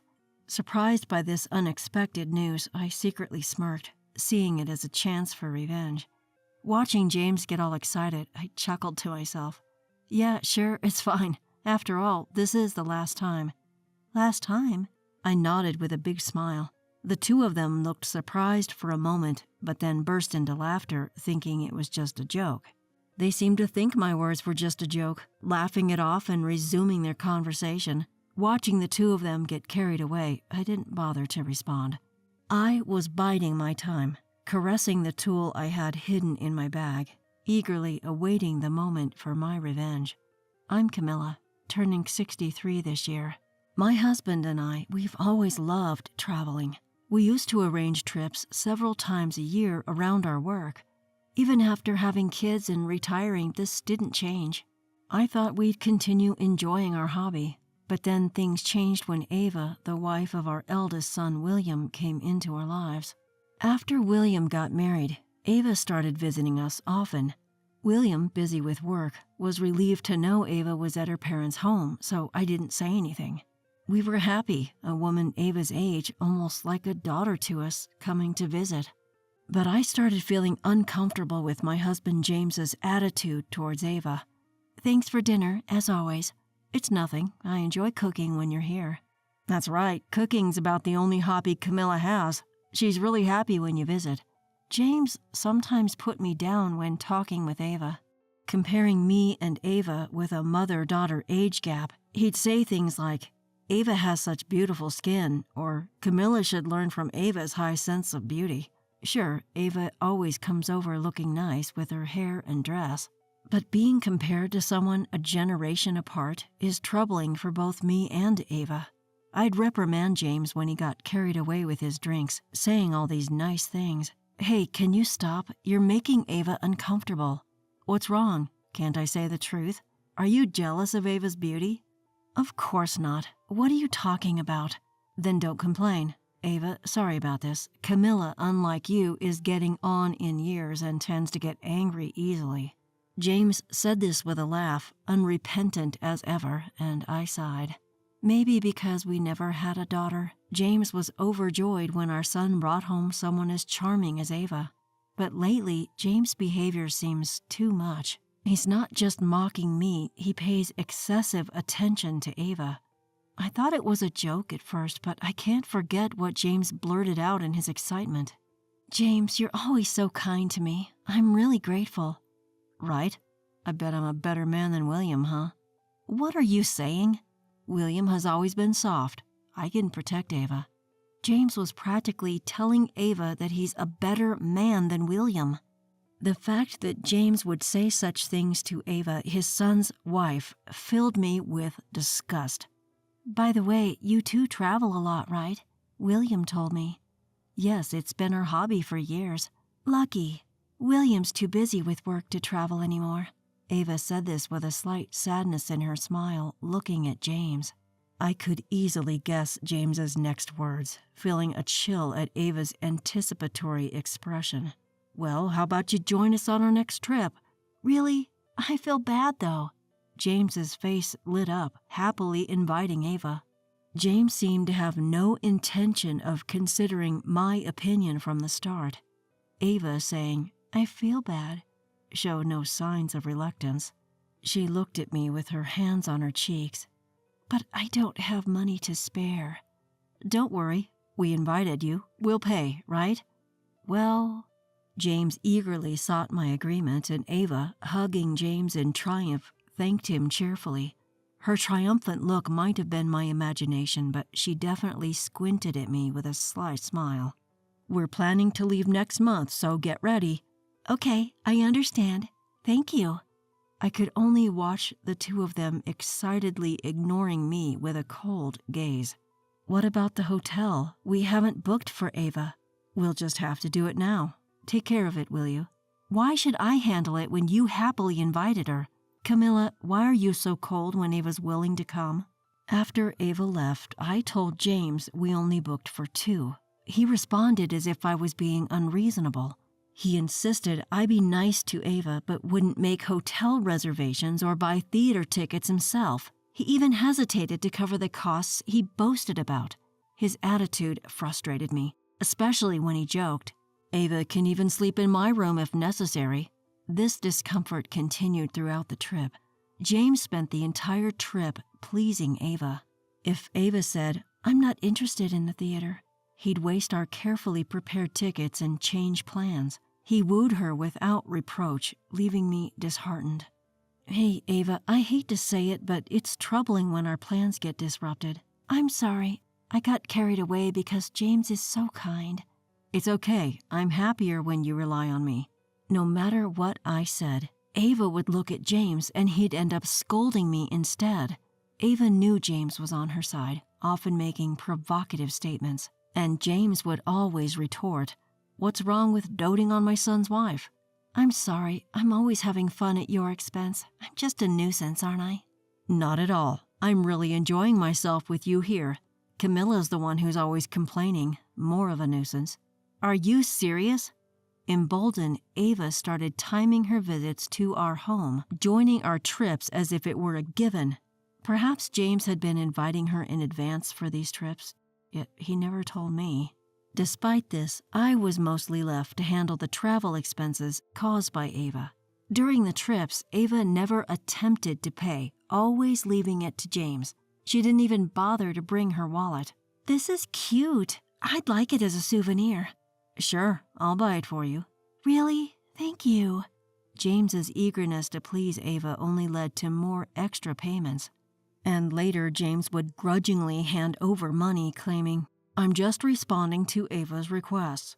What should have been enjoyable trips became nothing but an unnecessary expense, and my frustration grew.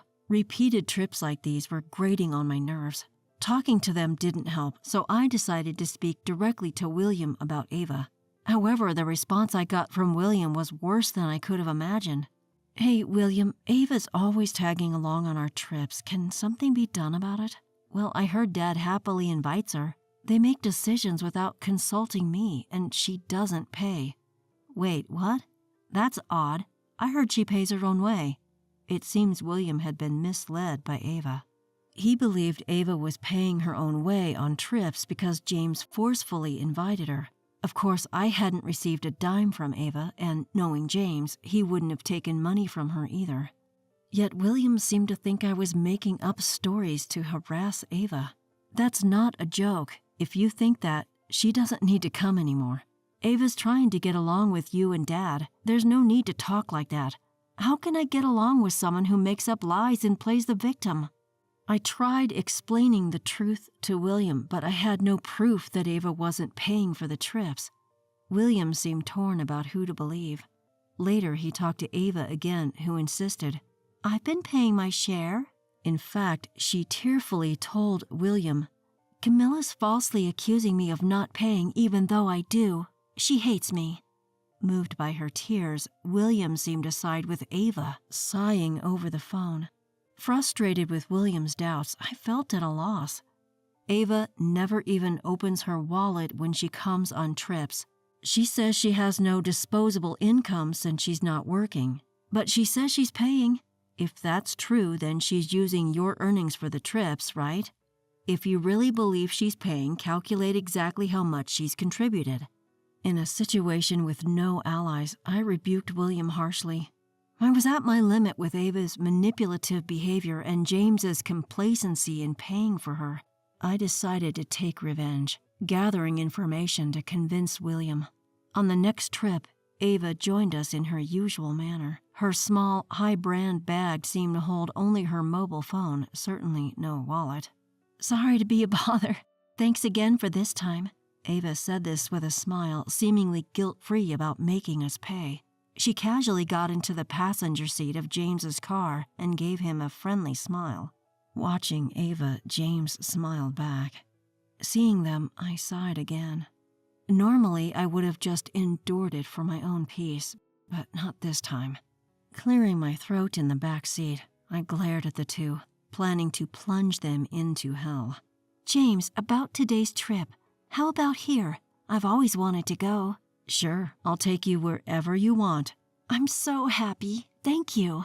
Ava, who hadn't brought a penny, seemed well prepared with places she wanted to go, showing James on her mobile phone, completely disregarding the original plan. Ignoring the usual, I checked my preparations for the revenge. Then James, as if remembering, turned and dropped a bombshell. "Right, Ava's parents are coming too." "What?" "I told my parents about our trips, and they got jealous.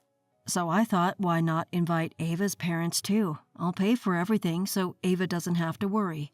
James conveyed this with a smile to Ava, glancing at me with a side eye. Shocked by the sudden change of plans, I was taken aback. Naturally, Ava wouldn't intend to pay for her parents, and James wouldn't dare suggest it in front of her, acting all generous. I was sure that once we got back, James would again tell me, "You pay half." Stunned and irritated by this unexpected news, I smirked, sensing my chance for revenge. "Well, that's convenient." Smiling, I said that, and James looked at me with a nasty grin. Right. He resumed driving in high spirits, even starting to hum. Maybe he misunderstood that his wife's approving meant he could impress Ava's parents. Or perhaps he thought I'd generously pay, having agreed so easily. Watching his buoyant demeanor, I chuckled to myself. "Thank you, Camilla." "It's okay. This is the last time." "The last time?" I nodded with a full smile. The two looked surprised at me for a moment, but soon laughed, thinking it was just a joke. They didn't take my words seriously. "Ava is our dear son's wife, after all. We'll keep traveling together, right?" "Of course. So I'm counting on you in the future, Camilla." I kept smiling but didn't respond to the two of them, getting carried away. Knowing the unexpected events James hadn't told me about, it was all bearable thinking these two would soon see hell. In the evening, we arrived at the hotel and met Ava's parents.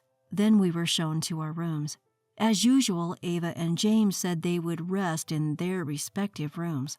Of course, they were in separate rooms, but I knew exactly what they were up to when they said this. So I intentionally told them, "I think I'll have a drink with Ava's parents."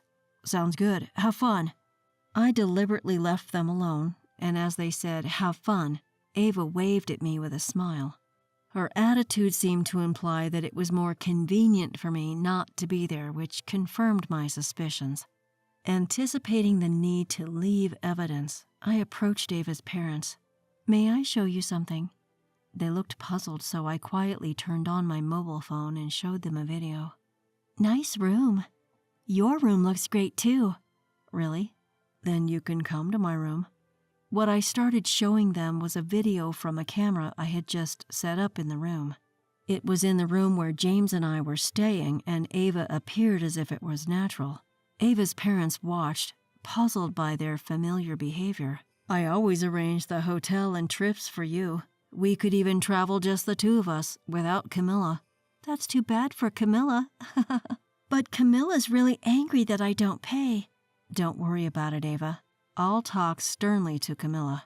The screen continuously showed Ava flirting with James and him being visibly pleased by it. Their interaction, which didn't seem fitting for a conversation between a father-in-law and a daughter-in-law, grew more animated and seemed to mock me. Seeing her own daughter speak with such terrible insults about me, Penelope, Ava's mom, looked at me with a pale face.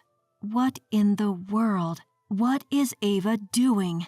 This video is from a camera in my and my husband's room. It seems Ava is talking with my husband right now. This trip was supposed to be Ava expressing her gratitude to us. Oh, was it? I only learned today that you and your husband were coming. They seem to have decided everything on their own. I candidly told them everything about the past trips. I mentioned that Ava had not contributed any money, James's attitude, and how they both disregarded me.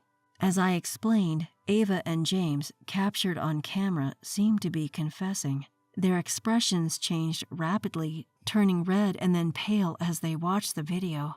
Throughout, I silently recorded James' inappropriate words, which didn't seem fitting for a conversation with his son's wife.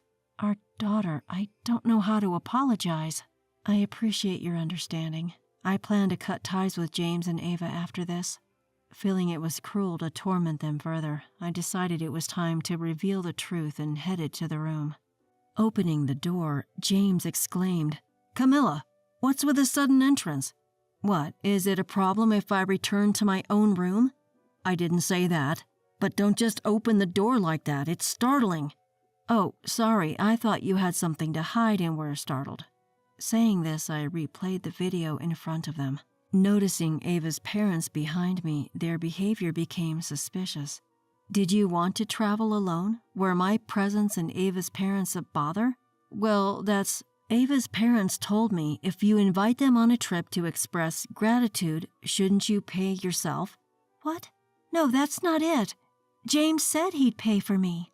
Ava desperately defended herself, and James spouted nonsensical outrage for setting up the camera. Seeing them unable to apologize even now, I felt my heart growing colder. Is this conversation true? William?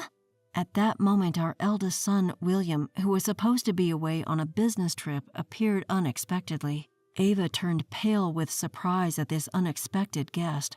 Of course, I had called William beforehand, preparing for this moment. Sensing something was wrong with the inconsistent travel expenses in the household accounts, William was no longer in Ava's corner. "Ava, were you lying?" "No, James said he would take care of the expenses. I just got a little carried away, believe me." "Oh, really? James, you made me pay all this time saying Ava didn't have any money." I played another video on my mobile phone at full volume. It showed a pathetic conversation where James grudgingly paid for the trip. "Poor Ava, so I'll pay for her." And other nonsensical excuses from James filled the room. "This man is broke. He made me pay for everything." "How awful! I thought you had money, so I indulged a bit." Ava's true nature burst out as she listened to James' shameful words. Penelope, who had been silently listening, sharply rebuked a sheepish James and an argumentative Ava. "Who's the worst here? I'm ashamed to be her mother." Penelope scolded Ava, her face turning red with anger. The intensity of her expression left William and me speechless. "Ava is no longer my daughter. I should never have believed she was giving a trip as a present." "I didn't mean it like that. This is terrible." Overwhelmed, Penelope's voice echoed across the floor. James then quietly approached me, saying, "I was wrong to try to impress my son's wife." James finally offered an apology in a low voice, but his attitude, as if expecting forgiveness just because he apologized, pushed me to my breaking point. "I told you this trip was the last. I don't need a husband who spoils his son's wife too much." "Why? I'm apologizing. Do you think an apology is enough? I'm utterly disappointed." With that, I handed him the completed divorce papers. Realizing the irreversibility of his actions, James collapsed to his knees, head bowed. After the disastrous trip, William apologized, now knowing the truth. Ava, chastened by her parents, agreed to work and repay the money she owed for the trips. William wouldn't help her, and she started working part-time. I heard the high-brand bags and accessories James had lavished on Ava were also confiscated. James, for his part, was going around saying, "I got divorced because I was financially drained by Ava," which led to another uproar. Apparently, he demanded money back from Ava, causing a commotion. "Dad, was he always like that? I only remember him being good to you." "Was he?" Now that I think about it, he always seemed like a careless person who just shared a hobby of traveling with me. I listened to William's complaints about James, disillusioned by his lack of fatherly dignity, but to me it was a story that only confirmed that divorcing was the right decision. James having nearly drained our savings by excessively indulging Ava, and I finally divorced. I'm now living comfortably alone, having kicked him out. Free from the restraint I had endured till now, I'm planning travels to places I want to visit without anyone's interference.